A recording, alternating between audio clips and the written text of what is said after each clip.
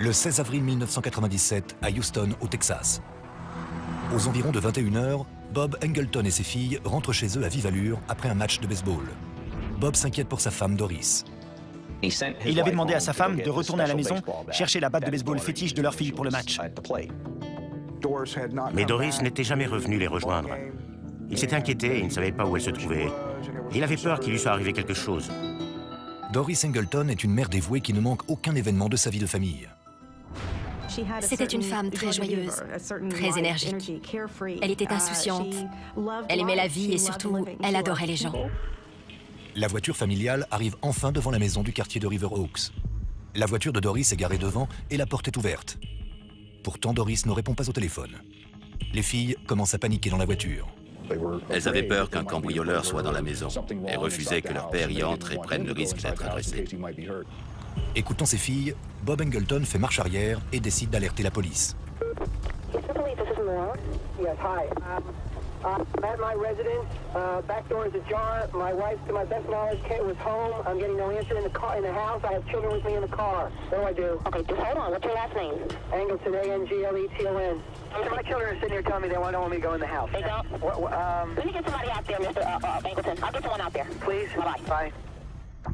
L'agent de patrouille Kevin Carr arrive quelques minutes plus tard. Monsieur Engleton m'a dit « Allez voir à l'intérieur, il y a un truc qui cloche. Ma femme ne répond pas alors que sa voiture est là et que la porte est ouverte. Il faut que vous y alliez. » L'agent de police s'approche de la porte de derrière. Il y avait 4 marches au bout du couloir qui menaient à la cuisine. C'est quand j'ai atteint le palier que mon pied a tapé dans une douille et l'a envoyé rouler sur le carrelage. J'ai baissé les yeux et c'est là que j'ai vu le corps gisant par terre. La victime semble avoir reçu plusieurs balles dans la tête et le haut du corps. J'ai cherché à sentir son pouls, en vain. Dehors, le mari et les enfants de Doris pensaient que tout finirait bien. Mais à l'intérieur, un drame horrible avait déjà eu lieu. Tomber sur une scène de crime pareille a dû être dur, même pour un officier de police expérimenté. C'était un véritable bain de sang. Je suis allé informer M. Engleton que sa femme était bien là. Il m'a demandé comment elle allait et j'ai dû lui annoncer sa mort. Et là, il est parti en courant dans le jardin, les bras en l'air, en poussant des hurlements. Les enquêteurs pensent d'abord avoir affaire à un cambriolage qui aurait mal tourné. Mais les circonstances sont troublantes. Il n'y a pas de traces d'effraction, le système d'alarme a été désactivé et la maison n'est pas en désordre. Il n'y avait aucune trace de fouille, de tiroirs ouverts, rien du tout. Le coffre-fort à l'étage n'avait pas été forcé et contenait toujours des bons porteurs. La police pense que Doris a été abattue à son arrivée chez elle. Elle avait dû être surprise dans le couloir d'entrée à son arrivée ou en partant. D'après la scène de crime, elle avait passé la porte d'entrée, posé son sac sur un meuble à droite, puis traversé le couloir en direction de la cuisine, où l'agresseur l'avait abattue. Après avoir examiné les impacts de balles sur le corps de la victime, les policiers pensent avoir vu juste. Apparemment, les 2 premières balles l'avaient mise à terre. Elle avait reçu les dernières balles en pleine tête, alors qu'elle était déjà au sol. La police retrouve 13 douilles de calibre 22. Le tueur s'était littéralement acharné. Il lui avait vidé son chargeur dessus, juste pour être sûr. Après l'analyse des trajectoires, la police conclut à la présence d'un seul tireur, armé de 2 pistolets. D'après les angles de tir, s'ils avaient été 2, ça aurait voulu dire qu'ils se trouvaient face à face avec la victime entre eux. Même si la police interpelle un suspect, ses experts balistiques sont dans l'impasse. Les munitions utilisées pour tuer Doris étaient des balles dum-dum. Les douilles étaient complètement éclatées et ne comportaient aucune strie exploitable. La police scientifique passe tout le domicile au peigne fin à la recherche d'empreintes digitales ou de pas et de tout indice que le tueur aurait laissé derrière lui. Celui qui a tué Doris Engleton n'a laissé aucune trace. La police interroge Bob Engleton pour savoir ce qui s'est passé avant le meurtre.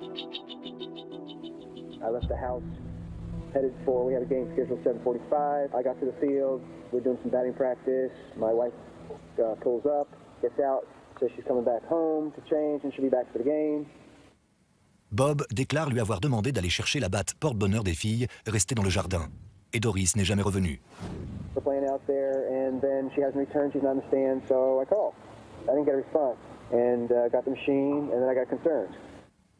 Les enquêteurs demandent à Bob si, à sa connaissance, quelqu'un aurait pu vouloir du mal à son épouse.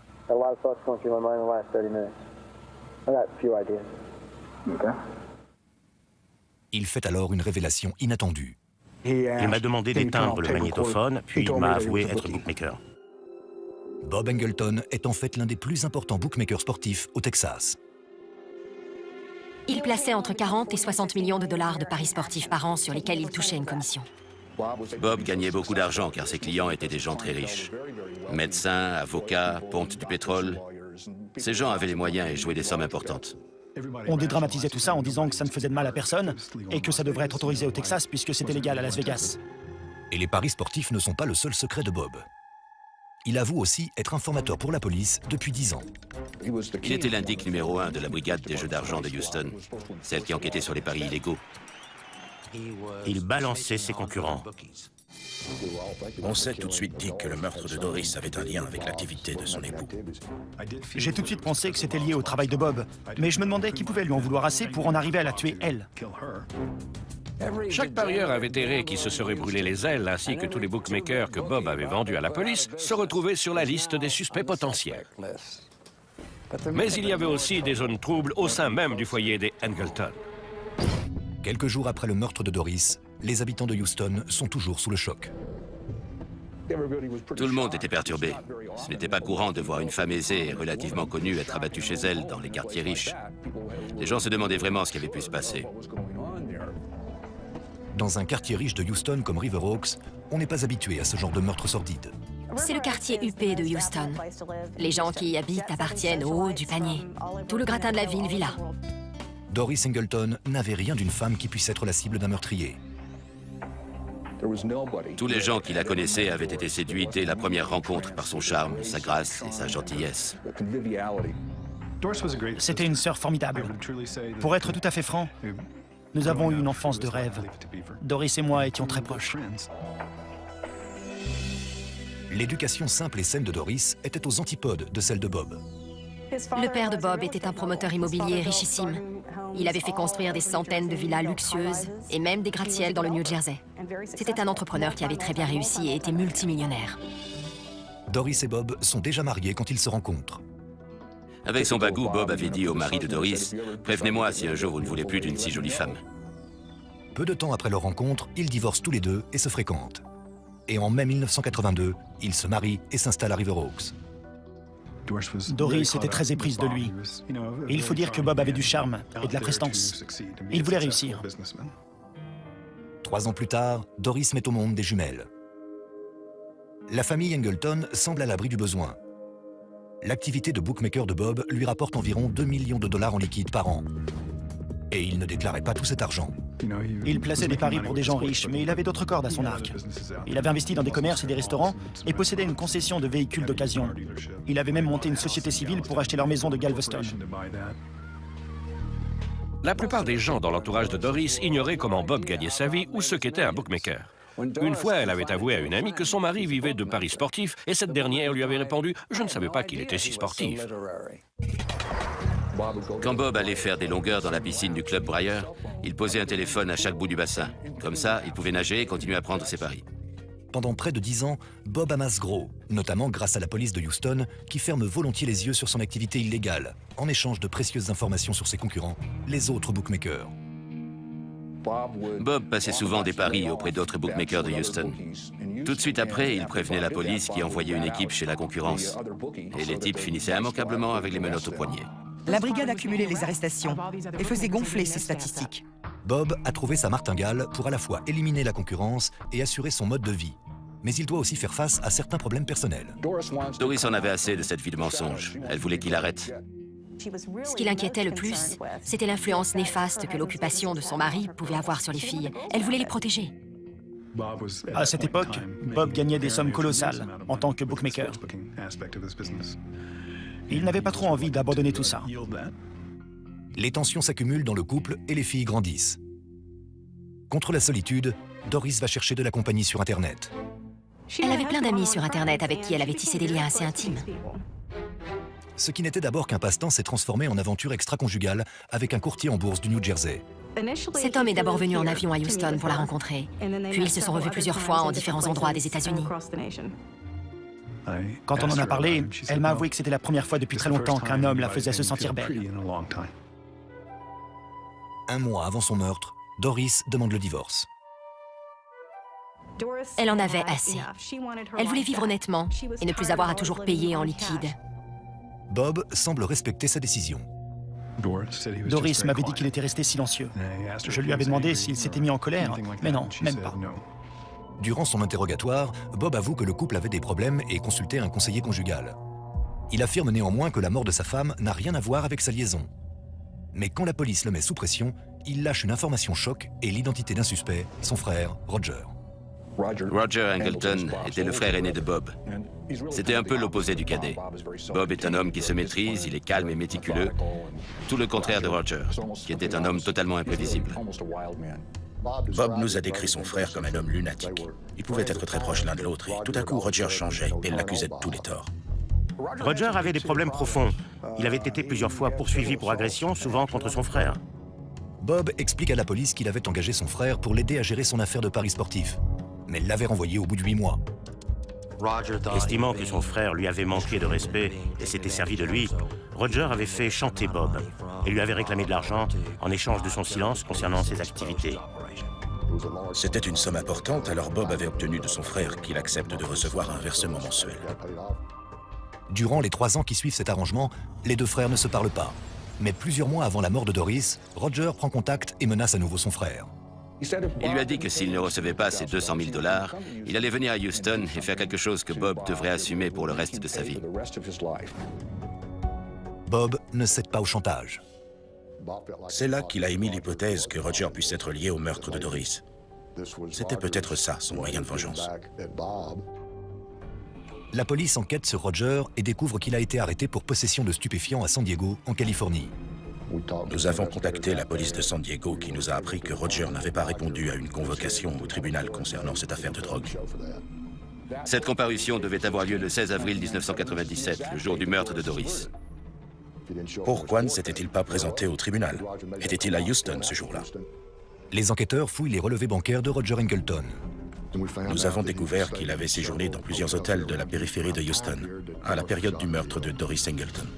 Puis ils découvrent que Roger a eu une altercation avec un agent de sécurité de l'aéroport de Fort Worth à Dallas, 5 jours après le meurtre. L'alarme s'était déclenchée et l'agent qui inspectait les bagages au rayon X avait vu 2 armes à feu dans son sac. Roger avait prétendu que c'était le bagage de son frère qui était plus loin dans le couloir et se proposait d'aller le chercher. Mais Roger disparaît. Les agents avaient alors fouillé le sac et trouvé plusieurs objets suspects. Perruques, teinture pour cheveux et même un article de journal découpé dans le Houston Chronicle au sujet du meurtre de Doris. Les munitions retrouvées dans le sac de Roger sont de calibre 22, comme celles dont le corps de Doris a été criblé. Ce qui semblait au départ un récit édifiant sur les risques de la vie d'un bookmaker révélait à présent une sombre rivalité fraternelle.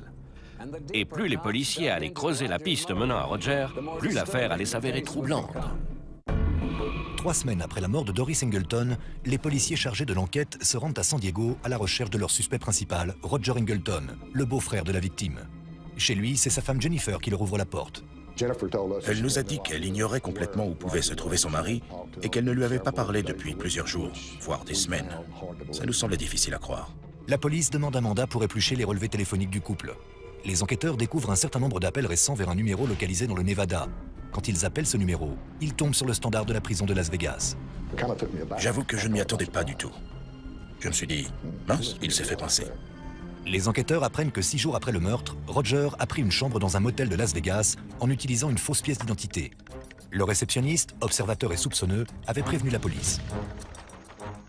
La police était intervenue pensant avoir affaire à un vulgaire dealer de drogue. En vérifiant son identité, les policiers avaient découvert qu'il ne s'était pas présenté devant le tribunal de San Diego et l'avaient arrêté. Quand les agents de police fouillent les affaires de Roger, ils comprennent que quelque chose cloche. Il y avait 64 000 $ en petites coupures, agrafées ensemble et cachées dans la doublure de sa veste.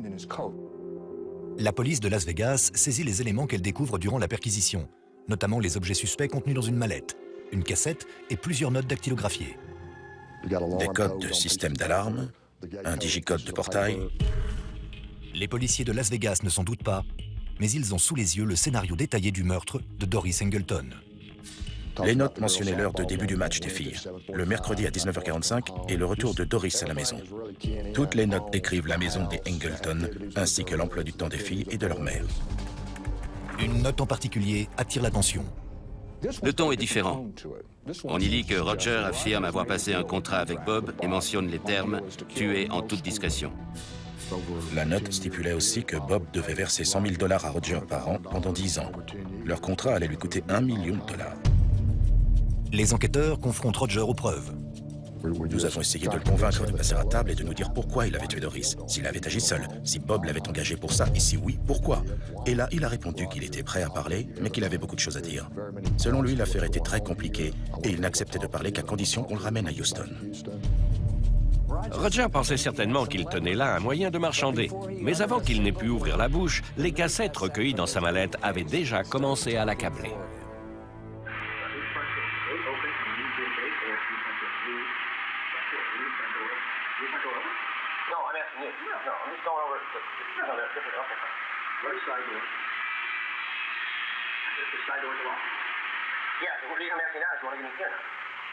Les enquêteurs écoutent une conversation entre Roger et un autre homme, durant laquelle il semble préparer le meurtre d'une jeune femme.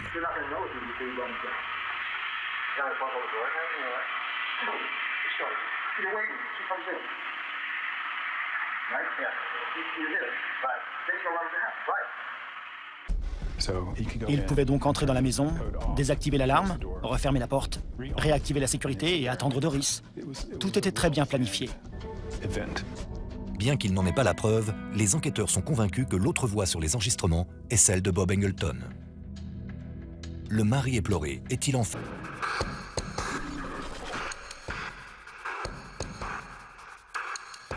le commanditaire du meurtre de son épouse.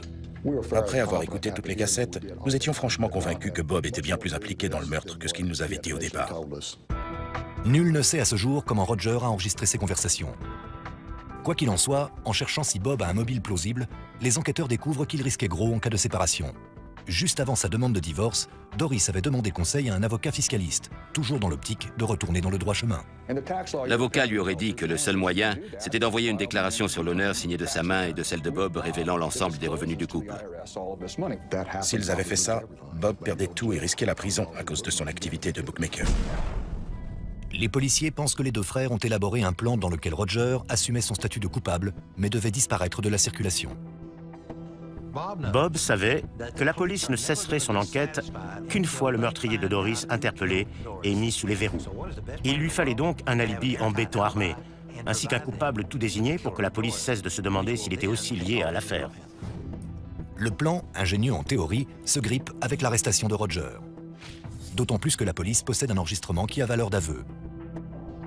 La presse s'est enflammée. Tout le monde pensait que Bob était coupable et tout à coup, la presse révélait qu'il aurait en fait engagé son frère comme assassin, lequel était aux mains de la police à Las Vegas. La nouvelle a fait l'effet d'une bombe. Bob a un mobile et Roger est son homme de main. Ça sent le roussi pour les deux frères Angleton. Mais au Texas, le vent se met soudain à tourner.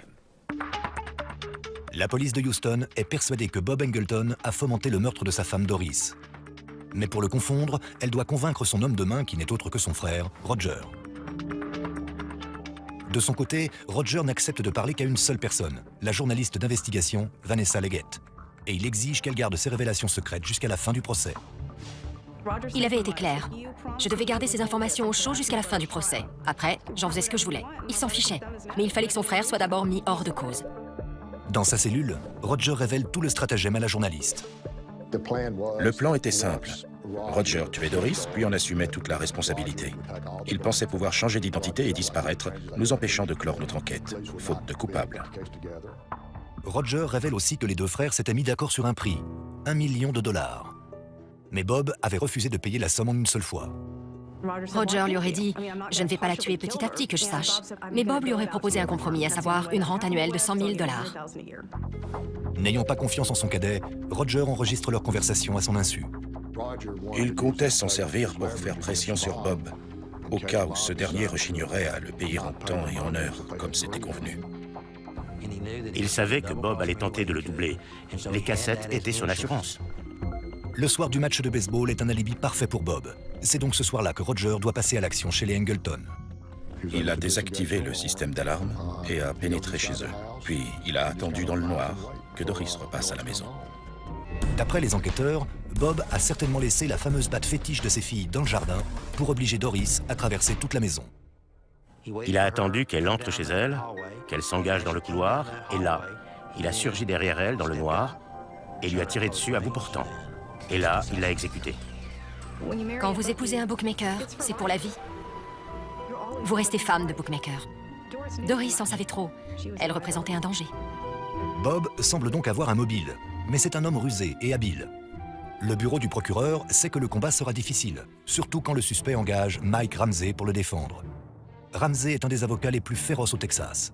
Mike Ramsey était un sacré client. Alors on a su tout de suite que ce ne serait pas de la tarte s'il représentait Bob Angleton. Maître Ramsey fera la une des quotidiens nationaux quelques années plus tard en devenant l'avocat principal du PDG de Enron, Kenneth Lay. Mais pour l'heure, l'avocat vedette représentait Bob Angleton et son instinct de gagneur était connu de tous. Lors d'une audience préliminaire, le procureur essuie un premier revers de taille. Le juge estime que la perquisition des affaires de Roger effectuée par la police de Las Vegas est irrecevable. Cette vidéo est à montrer dans toutes les écoles de police. Ce que fait cet agent est totalement illégal, et je savais que ça nous coûterait cher. Les cassettes et les notes, pourtant accablantes, sont inutilisables contre Roger devant la cour. En revanche, le procureur pourra les présenter contre Bob, même s'il sait que la partie est loin d'être gagnée. Alors Lynn McClellan a tenté un coup de poker. Il est allé voir l'avocat de Roger et lui a proposé que son client témoigne contre Bob, en échange de quoi le bureau du procureur lui accorderait l'immunité. Sans ces cassettes, nous n'avions rien et Roger risquait d'être relaxé.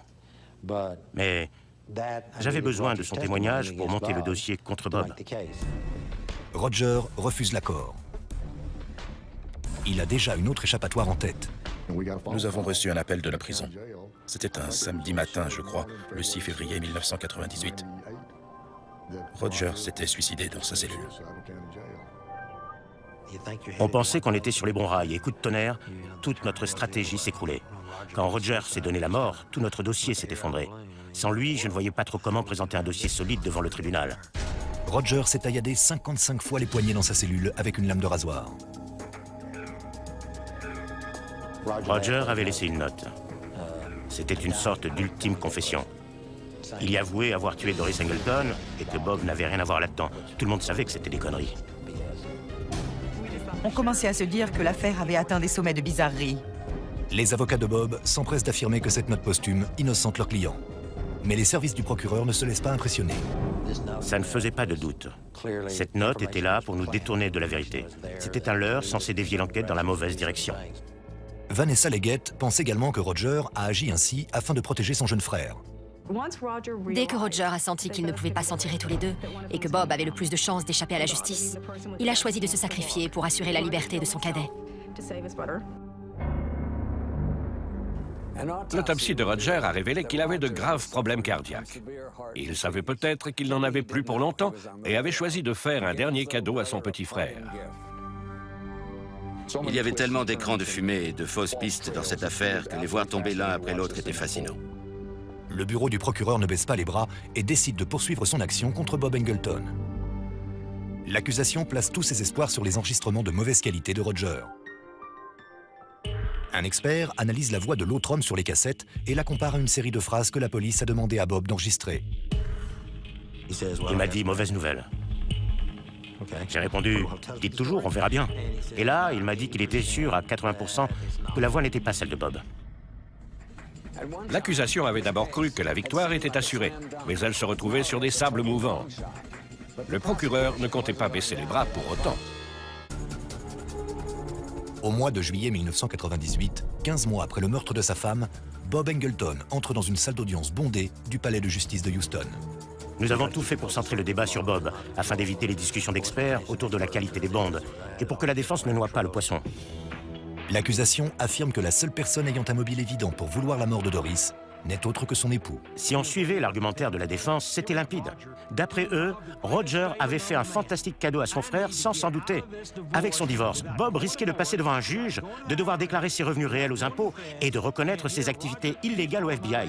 Et comme par magie, Roger revenait dans sa vie et tuait sa femme. Il lui avait enlevé une grosse épine du pied.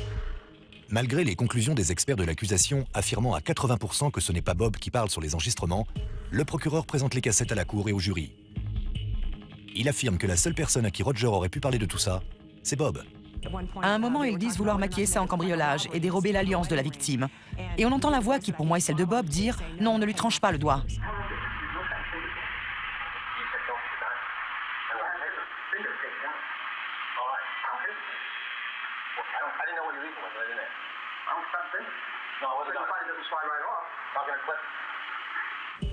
À mes yeux, seule une personne proche de la victime peut avoir une telle réaction. On a tous notre façon de parler, un rythme, un débit de parole, des intonations spécifiques. À mes yeux, ça ne faisait pas de doute. C'était la voix de Bob. Ailleurs, dans les enregistrements, les deux hommes se demandent quoi faire de la chienne.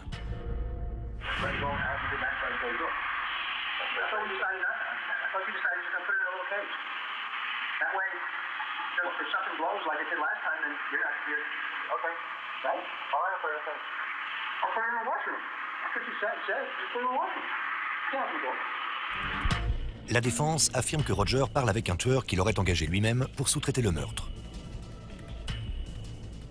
L'argument est tellement tiré par les cheveux que personne ne semble lui accorder de crédit. Un tueur ne demande pas ce qu'il fait du chien, il tue le chien. Et le problème est réglé. En revanche, Bob aimait sa chienne, ses filles aussi.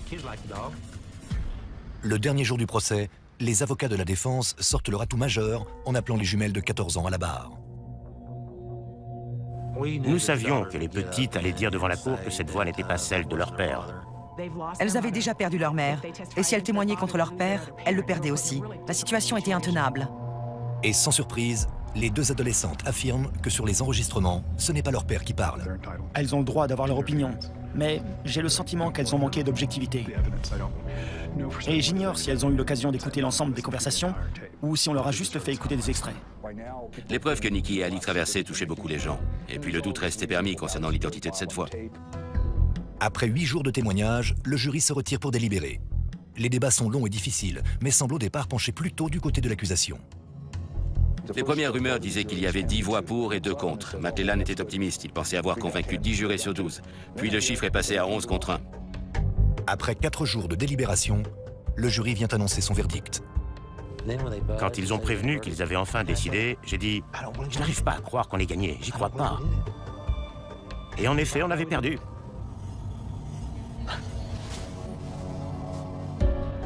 Le jury est arrivé, et quelques instants plus tard, Bob était déclaré non coupable. Comme ça, j'étais sous le choc. On était tous abasourdis. J'étais sonné. Je n'arrivais pas à croire ce qui venait de se passer. Je n'en reviens toujours pas, d'ailleurs. Nous n'avions fait honneur ni à la justice, ni à la mémoire de Doris Angleton. J'avais déjà perdu des procès, mais c'était la première fois que ça marquait autant. Le public n'y croyait pas. Tout le monde pensait que les deux frères étaient impliqués. 2 mois après le procès, Bob accepte de verser 1 700 000 $ à l'administration fiscale. De son côté, le FBI poursuit son enquête et le maintient sous surveillance dans l'espoir d'un faux pas ou d'une reprise de son activité illégale. Le jeu faisait partie de Bob. Il devait gagner sa vie et maintenir son train de vie. Et être bookmaker était la seule chose qu'il savait faire. Le FBI ouvre une enquête d'ampleur sur ses activités liées au jeu d'argent. Et Bob s'avère incapable de se tenir à distance de ses démons. Nous avions amassé des preuves qui confirmaient que les activités illégales passées et présentes de M. Robert Angleton étaient susceptibles d'intéresser les autorités fédérales. Tout le monde était morose à l'idée de reprendre cette enquête. Mais en même temps, nous abordions cette fois le dossier sous l'angle des jeux d'argent. On devait déterminer si Bob Angleton se livrait toujours à ses activités. Soyons bien clairs. Un accusé reconnu non coupable devant le tribunal d'un État peut très bien être poursuivi pour les mêmes faits par un juge fédéral. L'espoir que justice soit finalement rendue à Doris Angleton venait de renaître. Nous avions échoué, mais j'espérais que les fédéraux, eux, iraient jusqu'au bout. J'étais ravi parce que ce n'est pas si courant que ça de voir le FBI s'acharner ainsi sur une enquête. Pour les fédéraux, l'acquittement de Bob a reposé sur la qualité médiocre des enregistrements et sur leur mauvaise exploitation durant le procès. Les bandes avaient été passées sur un appareil portatif pendant le procès. On ne distinguait pas la moitié de ce qui était dit. Le FBI confie les enregistrements à son expert maison. Le laboratoire a fait des miracles. L'expert a numérisé les bandes pour en améliorer la qualité. Et en se basant sur l'accent et le vocabulaire de la fameuse voix mystère, il en a déduit que tout indiquait que c'était Bob Angleton. Le FBI convoque également Vanessa Leggett. Elle avait interviewé tous les témoins du dossier et enregistré leurs déclarations. Il était nécessaire que nous sachions ce qu'elle savait et surtout si elle était en possession d'informations qui étaient inconnues de l'instruction lors du premier procès. Vanessa Leggett refuse de coopérer. Pas question. Je ne pouvais pas trahir la confiance des gens qui avaient accepté de me parler. Certaines de ces personnes m'avaient avoué être réellement terrifiées. Elle a invoqué la protection de ses sources en tant que journaliste et a refusé de nous confier ses enregistrements. Vanessa Leggett est condamnée pour outrage à la cour et jetée en prison. Je n'avais pas vraiment le choix, alors je n'ai pas mis beaucoup de temps à prendre une décision. Il me fallait juste accepter de bafouer mes principes déontologiques. L'ironie de l'histoire, c'est qu'alors que Leggett est enfermé dans la prison fédérale de Houston, Bob Engleton, lui, est un homme libre. La rétention pour outrage a un seul but, vous avoir à l'usure. Dans ces cas-là, on vous dit souvent que vous détenez la clé de votre propre liberté. C'est intenable. 6 mois plus tard, Vanessa Leggett est libérée. Le procureur fédéral décide de se passer de ses enregistrements et de poursuivre son instruction. Bob Engleton est écroué et accusé d'association de malfaiteurs, d'instigation de meurtre et de possession illégale d'armes. Nous pouvions faire peser ces charges contre lui parce qu'il avait fait venir Roger d'un autre État, la Californie, pour commettre un meurtre pour lui. Le procès doit avoir lieu à Houston. Mais juste avant son ouverture, Bob Engleton prend la poudre d'escampette et l'enquête fédérale prend tout à coup une dimension internationale dramatique. 6 ans après que Doris Engleton ait été froidement abattue, son époux est accusé de son meurtre. Une audience était programmée pour le 12 juin à 9 h devant un juge du tribunal fédéral. Nous étions tous présents à l'heure et nous n'attendions plus que M. Engleton. Les 2 procureurs sont entrés et tout le monde a compris qu'il y avait un problème. Et là, ils nous ont dit, il s'est envolé. Le choc, on n'en revenait pas. Profitant du manque de vigilance de ses avocats, Bob Engleton a vidé son domicile, pris la fuite et disparu. Nous ne craignions qu'une chose, c'est qu'il parvienne à rejoindre la Grèce. Sa famille était originaire de ce pays. S'il avait la double nationalité, il y avait un risque que la justice grecque refuse toute demande d'extradition. Par chance, la cavale internationale de Bob ne va durer que quelques heures. Son faux passeport lui vaut une arrestation à l'aéroport international d'Amsterdam. Le chef de la douane nous a expliqué que la nervosité de Bob avait attiré son attention. Comme le passeport semblait être un faux, les douaniers avaient décidé de procéder à une fouille complète. Les douaniers mettent la main sur 135 000 $ en liquide et plusieurs faux papiers d'identité. Il avait un faux permis de conduire portant son vrai nom, un permis de conduire philippin sous un autre nom, un passeport sous un autre faux nom. Mais le retour du suspect aux États-Unis est loin d'être garanti. Le gouvernement hollandais refuse d'extrader Bob Engleton. Pour le procureur fédéral, le seul moyen de récupérer Bob Engleton était d'abandonner les charges liées à l'homicide et à son incitation, pour se contenter des charges pour fraude fiscale, activité financière illégale et usage de faux papiers. La justice américaine récupère enfin Bob Engleton en 2004, quand le gouvernement hollandais accepte de l'extrader sous condition. Nous devions accepter à contre-cœur que nous n'avions pas le choix. On ne pouvait pas le juger pour meurtre. 3 mois plus tard, Bob Engleton plaide coupable pour s'être délibérément procuré un faux passeport et l'avoir utilisé pour se soustraire à la justice. Il plaidera ensuite coupable pour fraude fiscale. L'ensemble des peines auxquelles il est condamné l'envoie derrière les barreaux pour 12 ans et 3 mois. Une fois sa peine purgée, il sera donc à nouveau libre. À mes yeux, cette condamnation ne rend absolument pas justice à Doris Engleton. J'ignore s'il paiera son crime à la société un jour. Je ne veux plus entendre parler de lui ni le voir. Je n'ai rien à lui dire. Qu'il vive avec sa conscience. Il sait ce qu'il a fait. Il est en prison pour d'autres crimes, certes, mais il n'est pas libre. Je me réconforte en me disant qu'il fait quand même de la prison pour le meurtre de Doris Engleton. Doris n'était qu'une victime, elle n'avait rien demandé d'autre qu'un divorce. L'arrangement entre le gouvernement hollandais et les autorités fédérales précise que le FBI pourra de nouveau poursuivre Bob Engleton pour meurtre après sa libération. Espérons qu'il paiera alors enfin pour tous ses crimes. C'était Dominique Dunn. Merci de nous avoir suivis.